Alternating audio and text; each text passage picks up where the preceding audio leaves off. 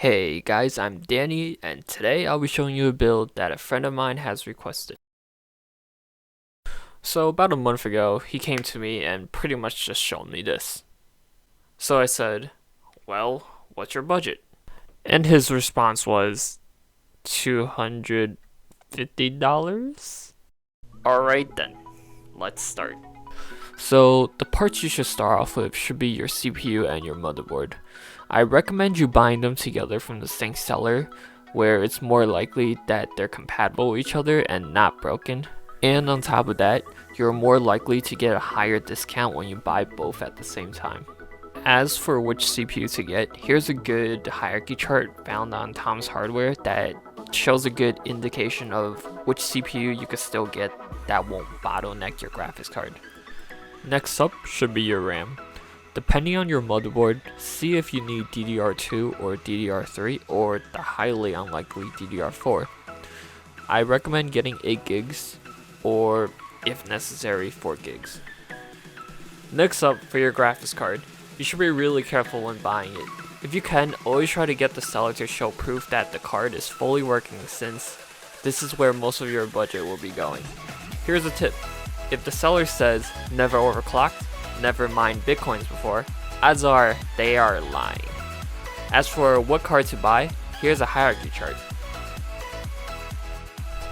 For the power supply, this is something that I would recommend buying brand new.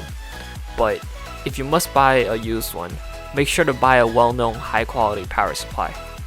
Something with a long warranty usually indicates that it's well made and will last a long time. For storage, always get an SSD. Even the slowest and cheapest SSD will outperform a hard drive any day. If you must buy your storage drive used, always make sure to ask for a smart report on the health and status of the drive. And lastly, for your case, this should be where you spend the least amount of money on. All it needs to do is be able to hold your motherboard, hold your power supply, have a working front I/O, and that's it. Everything else, whether or not it looks good or it has a dust filter, could all come second. If you're going to be buying a case used, all you need to make sure is that your case comes with motherboard standoffs. That's very important.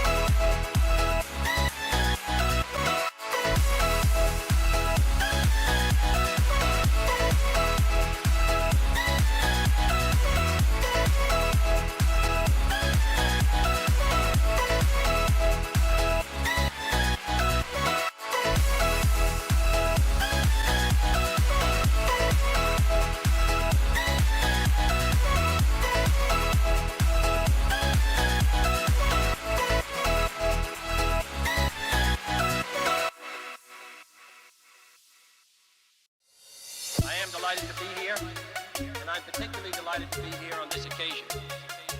We meet at a city noted for progress, in a state noted for strength, and we stand in need of all three. We meet in an hour of change and challenge, but we do not intend to stay behind. So, onto the benchmarks.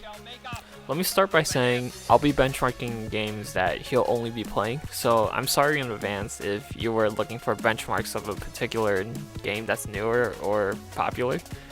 First on our list will be CSGO. With the settings cranked down high, you can expect around 210 FPS on average, and the occasional dips to 160 FPS when you encounter grenades and such. Next will be League of Legends. With the settings maxed out, while in the jungle or in lane with no minions around, you could expect around 220 FPS.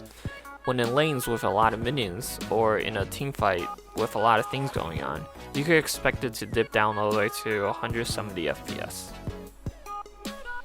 Next, in Minecraft, with everything cranked up, you could expect around 59 FPS. On a different side note, do people still play this game? And lastly, one of my favorite games of all time, Skyrim. You can expect around 55 FPS while just walking around in the world. But when you're fighting enemies or a large group of enemies and using spells like fire or lightning, it could dip down all the way to 35. And to finish it all off, here's the score for my Firestrike benchmark. I got 3,997. While it's not the best compared to most gaming PCs out there, and it's definitely not Oculus Rift capable, it's still fairly decent for something that costed $250 to build. You might have noticed that I gotten really good deals on a lot of these, and there's a reason for that. The first thing to note is that this build took over 7 weeks from the day he requested it to be built. To some people, this might be too long, but to others, it might be worth the wait. The second thing to note is that not every part is as good as you think. For example, the RAM. Although I did get 16 gigs of RAM, it has problems. The RAM will cause blue screens of death when running with XMP profile on, and the only way for it to be stable has to be underclocked to 1300 MHz. I did run men tests later on for about 24 hours and it seems to be okay. Up next, the SSD. It turns out this was a refurb unit. Although the smart report says the drive is in good condition, but who knows how much longer it'll really last. And lastly, the case. It wasn't a very beat up condition when I got it. It was as if it had taken a mud bath. I had to take apart every single pieces just to clean it. And on top of that, the corners were dented, a couple PCI brackets were missing, and the quote-unquote dust filter was also missing. But like I said, when you're on a budget, as long as it holds the motherboard, holds the power supply, and it has a working power button, it's all good.